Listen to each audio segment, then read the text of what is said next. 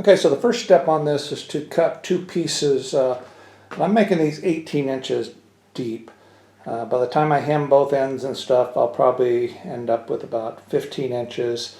And then when it angles down in the bag, I'm hoping to reach about 13 inches in the center of the bag when this whole thing is said and done. So I'm going to take these and hem these, sew them together. That's the main body. Put some straps on them, and then put the harvest panel on the bottom. I'm going to do this with both this and also the Oxford material. And blue is not going to be my color of choice. I just happen to have a lot of blue material right now, so I want to use a little bit of it up. Okay, so remember when I was showing you this drawing, looking down on the bag, you know, the center strap that would keep the harvest panel together and stuff, and then the corners that all angle up. Well, this is what it looks like in practice. This is on the blue one. So here's the strap that's holding this together. It keeps this from spreading apart. And then these are going to be your access panels that you'll be accessing from below. I still think they're probably a little bit too wide. I'm probably going to end up narrowing them up just a little bit here. But this is basically that 18-inch piece basically sewed together all the way around here. And then I'm just tapering it to the corners. Then I just threw in the straps on each of the corners. And then I'm going to need some in the center as well. So these straps will be in the center. And if you're using a PVC stand, these will actually just go around. I'm going to get down here to show them. You know, your pipe will go right through this right here. On a wood stand, you can either screw this thing on like I did on the Minimist, or go ahead and use the rods. So this is what the bag is. This is a little bit over 4 square feet. Big system. There's the other 18-inch material for the other bag. So I'm going to go ahead and I'll flip it over and I'll show you. I added the harvest panel onto this one already. So I'll flip it over and show you that. Actually, having this thing upside down, you can really see how you know, it kind of lays out. And it does. It looks like a mortar tray. It's a very, very large mortar tray. It's fairly deep. Again, there's straps on each corners, and I put straps in the center to support it. Again, the strap that's here is trying to keep this thing together, because this will try and spread apart when you put weight on it from the bottom. It's going to go like that. It's going to open up. Now, this may open up still too much for me. I'm not sure. If it does, I'll shrink this side here a little bit and just make it a little bit tighter. And the harvest panel on the Mammoth and most of the other bags, I normally bring it quite a ways over the edge, up the side of the bag and stuff. And the reason for that is I'm trying to protect this zipper from leachate. If leachate ever comes down here and gets onto the zipper, you're going to have a major issue. I know the very, very first systems I put out, I didn't even think about leachate getting on the zippers. And it'll actually calcify these things closed big time. And I know there's issues with some other bags where they'll close up like that once this leachate gets on the zipper. But I've redesigned mine several times. In this new system, the way I attach all this, it's almost impossible for leachate to get on here. But normally it's way up here. But I also seal this back side for no leachate will come through this stitchings. So this is going to be lower here. It's upside down, so it's higher than where the zipper is. So there's no reason I should get any leachate on this. So there's no reason to make a great big huge harvest panel either. So I'm making this harvest panel basically just a covering that goes right over the top of this area that just keeps castings inside here. Okay, so here's the panel all zipped together. I actually had messed around. I had a cut in the material. I didn't notice it, so I put a little patch on it there. But, so there'll be just a dual zipper, or excuse me, a dual poles on a single zipper. And so you'll still be able to unzip one side like this, and then open this up and harvest one half of the panel. But I'm not going to put double zippers on both sides, basically 4 zipper pulls, because again, part of this purpose of this is to try and cut down the costs a little bit. So you know, all that stuff is on the normal VermiBag minis and maxes and stuff, but this is going to be more on the Minimist line, where, you know, I'm going to put on here what I need to put on, but nothing extra per se. So now the big question is, how will this fit? I do have a stand downstairs. I think it's too small for this, but I'm probably going to kind of force it into it where I can kind of just see how it'll sit in the system. And the big deal now is once I get weight on it, how will it pull? Does it start contorting everything and twisting? And that's the issue I've had many times is it looks really nice sitting here, but as soon as you put a bunch of weight on it, it starts pulling all kinds of weird directions and stuff. So this thing's close on what it looks like. So I'm going to go ahead and take it down and stick it on a stand and see what it kind of looks like. Maybe put a little bit of weight in it. I took it down really fast and just threw it on. The first thing I noticed is that my corners, each of the corners, this is how they were normally. I had a section that went down and then it angled down for the tapering. Well, it fits really weird in the bag and it pulls wrong.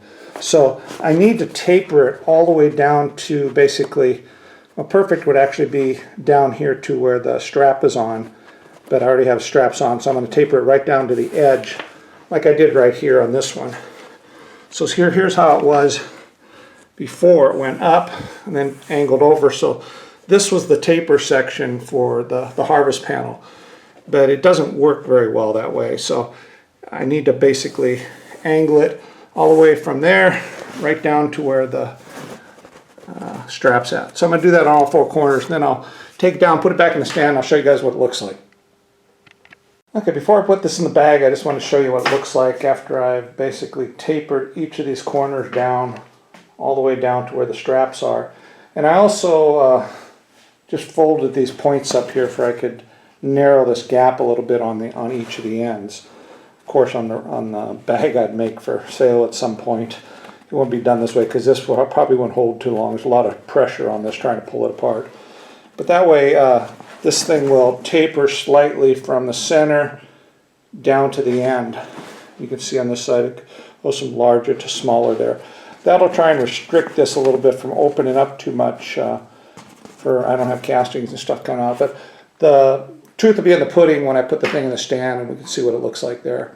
So let's go take it and put it in the stand and see what it looks like. Okay, so this is what the stand is going to look like, at least close. This stand is too small, so I'm actually, I have the corners just barely catching the corner pieces and stuff. This was made up a long time ago. It just happened to be really close to the right size. You can see here how there's a Mac stand in the background, a couple of them there. And this is actually quite a bit shorter than the Mac stand or the mini stand that's back there too. And, it's not terribly wide.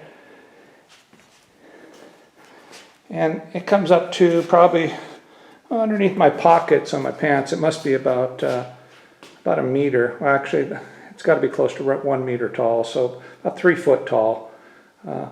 Pretty small stand.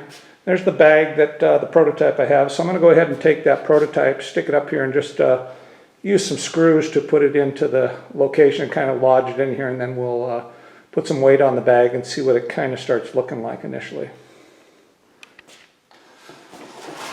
I'm just going to place these corners up as tight as I can. I'm just using these small little wood screws. And I'm going to put a screw right through the strap into the 2x2 leg. That'll actually hold it just fine. It's super strong. These straps are designed to hold about 700 pounds, so it shouldn't be an issue.